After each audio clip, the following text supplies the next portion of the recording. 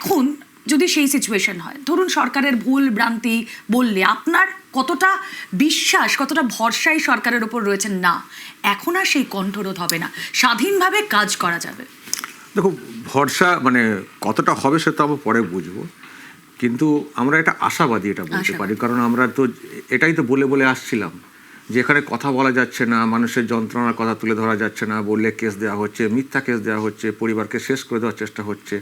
আমাকে কি করা হয়েছিল আমি জানি না, আপনি জানেন কি না। আমাকে 2020-তে যে কেসটাতে অ্যারেস্ট করেছিল আমার ওয়াইফকে, আমাকে অ্যাকচুয়ালি ওটা ছিল না ওই কেস।